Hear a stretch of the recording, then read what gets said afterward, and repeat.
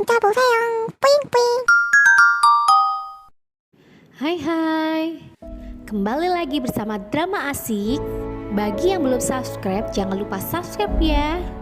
Di episode 8 ini kita akan bercerita tentang Sigma. Ya, tepatnya di tanggal 6 Agustus 2001. Di episode sebelumnya saya juga pernah bercerita di mana Hein Tai-san menemukan orang asing di sebuah rel kereta api. Dan ternyata orang itu adalah pendiri dari Sigma, guys. Ceritanya orang ini datang dari masa depan.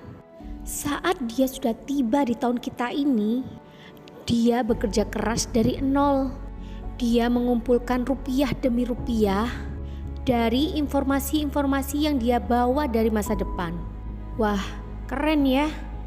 Setelah uang yang ia inginkan terkumpul, ia mulai merancang sebuah rencana, guys. Dia membeli saham yang akan jatuh, dan hasil yang ia dapatkan pun menjadi sebuah sampah di rumahnya, guys. Bagi orang ini, uang itu gak ada harga dirinya. Gila kan?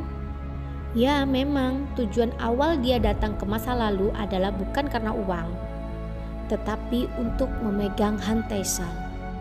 Dan mulai saat itu, ia mendatangi orang pertama di masa lalu, yaitu seorang pegawai bank yang akan membantu menanamkan sahamnya.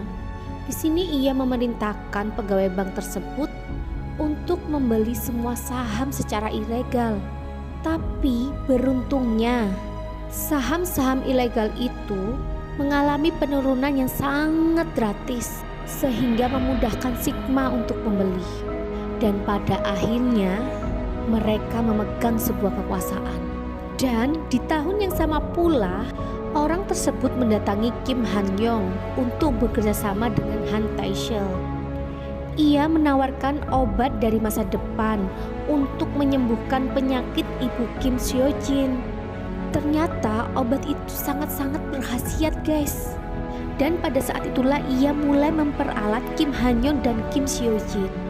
Wah, teknik yang cerdas ya. Seperti pada tujuan awal, Sigma meminta Kim Han-yong untuk berinvestasi kepada Han Tai-shil. Dan semua terjadi ya. Ini menjawab semua nasib dari Han Tai-shil, bahwa kekayaannya itu ia dapat karena ia diperalat. Beda lagi dengan si pegawai bank, guys. Di tahun ini nasibnya sangat naas. Sekarang giliran dia yang diburu oleh Sigma karena ia ingin berkomplotan dengan Han Tai-shil. Banyak pihak yang masih belum bisa dipercaya oleh Han Tai-shil. Ia mencoba mencari jalan bersama Seo-hye. Tetapi sepertinya Han Tai-shil ini hanya memikirkan untuk mencari sang kakak. Itu sungguh membuat Seo-hye kecewa. Bagaimana tidak? Sebab ia datang untuk menghentikan perang nuklir yang akan terjadi pada tanggal 31 Oktober nanti.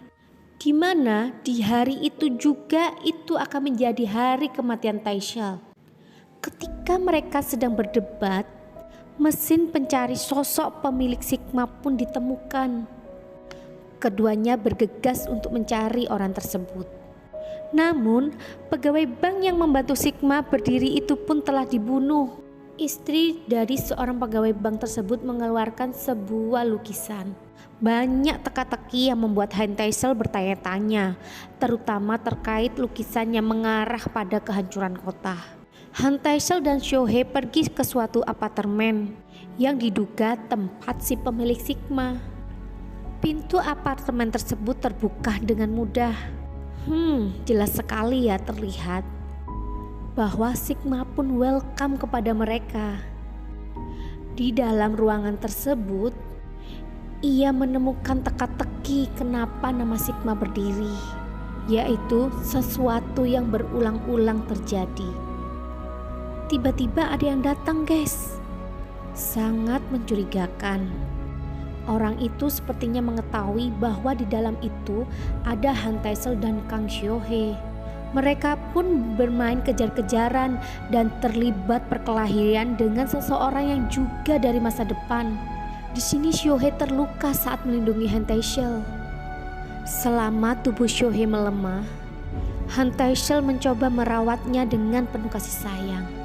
Selama tidak sadar, Shohei menemukan sebuah mimpi. Di sini ada adegan diceritakan tentang kehidupan Shohei di masa depan, di mana Shohei berkelana dari tempat satu ke tempat yang lain dan semua kota itu hancur. Saat ia menoleh, ia menemukan sebuah gundukan batu.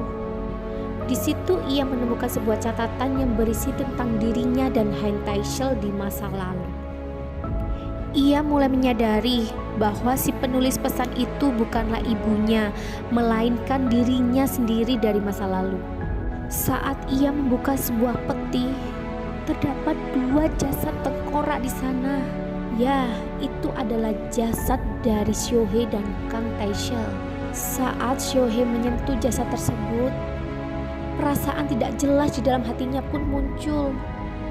Ia tampak sangat sedih, terluka, dan jatuh ke lembah yang sangat dalam. Dari situlah awal di mana dia bertekad ingin menyeberangi waktu. Ia ingin merubah nasibnya. Ia pun ingin menyelamatkan dunia. Di episode 9 mendatang, Shohei akhirnya tertangkap oleh Biro Kontrol saat akan mencari Sigma, guys. Sedangkan Han Tae-shil sedang mencari keberadaan Sigma dan Han Tae-san seorang diri.